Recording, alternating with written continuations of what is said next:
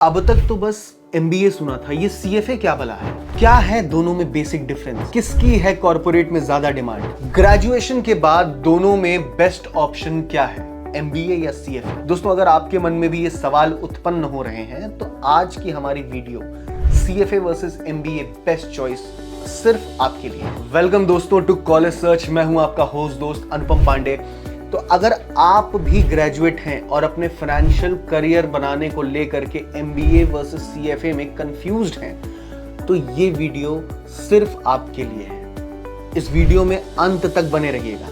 मैं आपको ये सारी चीजें सरल तरीके से समझाऊंगा कि आपके लिए इन दोनों में बेस्ट चॉइस क्या है। लेकिन इसके पहले कि हम आगे बढ़ें, मेरी आपसे एक छोटी सी रिक्वेस्ट है कि आप हमारे इस चैनल कॉलेज सर्च को सब्सक्राइब करें और जरूरतमंद लोगों तक ये वीडियो जरूर पहुंचाएं, क्योंकि ज्ञान बांटने से ही पड़ता है। दोस्तों, ग्रेजुएशन के बाद बेस्ट करियर ऑप्शन कौन सा है, ये दुविधा ग्रेजुएशन के सेकेंड ईयर से ही शुरू हो जाती है। अक्सर MBA का सपना रखने वाले स्टूडेंट्स जब CFA के बारे में सुनते हैं तो उनको MBA की इंपॉर्टेंस को लेकर के उनके मन में शंका उत्पन्न होती है। वही हाल CFA वालों का भी होता है। अब दोस्तों, इन दोनों कोर्सेज में कंफ्यूजन होना सामान्य सी बात है, क्योंकि इन दोनों कोर्सेज की कुछ सिमिलरिटीज हैं तो कुछ डिफरेंसेस हैं।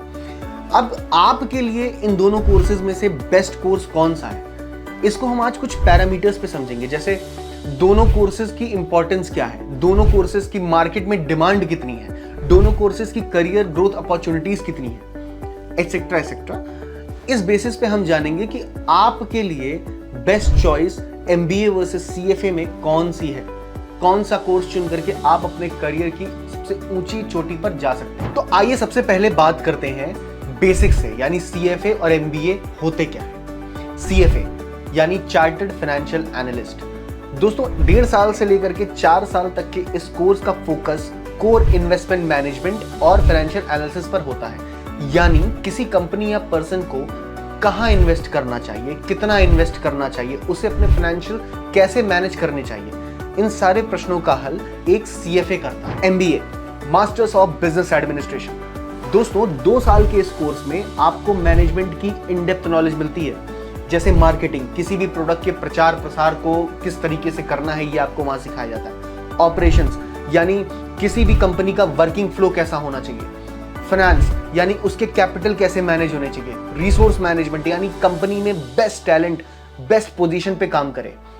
जैसे मतलब एक कंपनी को रन कैसे करना है, ये आपको MBA कोर्स में सिखाया जाता है। दोस्तों, अब बात करते हैं एलिजिबिलिटी क्राइटेरिया की दोनों कोर्सेज के।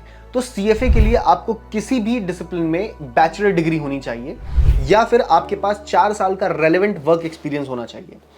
MBA की अगर हम बात करें तो MBA के लिए भी आपको किसी भी डिसिप्लिन में बैचलर डिग्री की रिक्वायरमेंट होती है, अपार्ट फ्रॉम कुछ एंट्रेंस एग्जाम जिनकी हम आगे चल के डिस्कस करेंगे, क्योंकि MBA अगर आपको करना है तो आपको वो एग्जाम्स निकालने पड़ते हैं। अब बात करते हैं एडमिशन प्रोसेस की। तो दोस्तों, CFA कंडक्ट करता है AIMR CFA इंस्टीट्यूट। यानी अगर आपको CFA में रजिस्ट्रेशन चाहिए तो आपको AIMR CFA इंस्टीट्यूट की ऑफिशियल वेबसाइट पर रजिस्टर करना पड़ता है।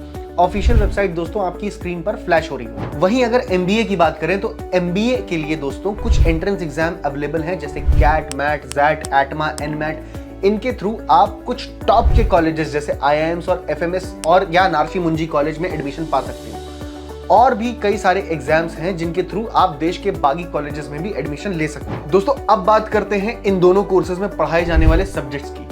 तो इन दोनों कोर्सेज में जो सब्जेक्ट्स पढ़ाए जाते हैं वो थोड़े से अलग भी हैं, थोड़े से सिमिलर भी हैं। जैसे अगर हम CFA की बात करें तो CFA में आपको financial reporting analysis, ethics in investment, financial strategy जैसे कोर फाइनेंशियल सब्जेक्ट्स पढ़ाए जाते हैं। वहीं MBA में आपको advance marketing, cost accounting, global finance या स्ट्रेटेजिक मैनेजमेंट जैसे सब्जेक्ट्स पढ़ाए जाते हैं।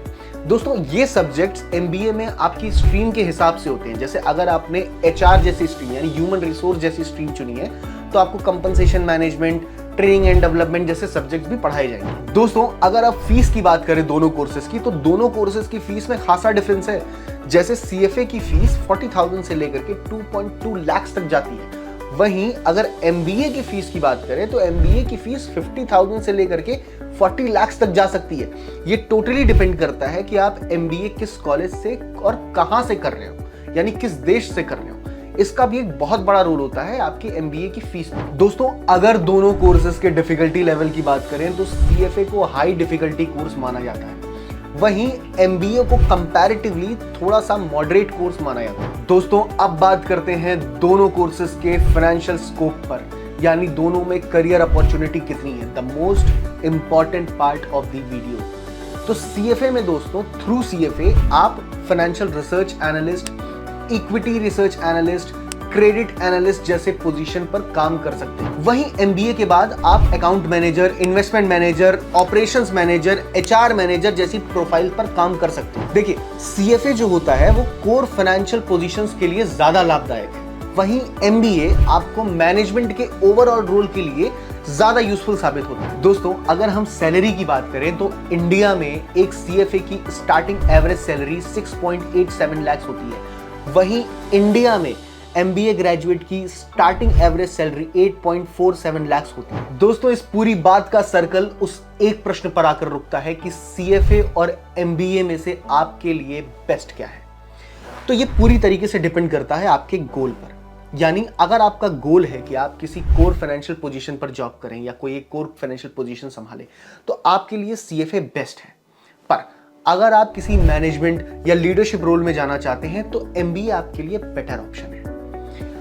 ये पूरी तरीके से डिपेंड करता है कि आपका गोल क्या कहता है, आपको कहां जाना है। तो इन बातों का ध्यान रख करके ये सही डिसीजन लें। उम्मीद है दोस्तों आपको सीएफए और एमबीए के बीच का फर्क पता चल गया होगा और शायद ये क्लैरिटी भी मिल गई हो कि आपका गोल आपको कहां ले जाना चाहता है, यानी आपके गोल के लिए वो बेस्ट कोर्स कौन सा है। तो अपने गोल्स को ध्यान में रख करके बेस्ट कोर्स चुनिए। आपसे मैं फिर मिलता हूं नई शंका नई समाधान के साथ।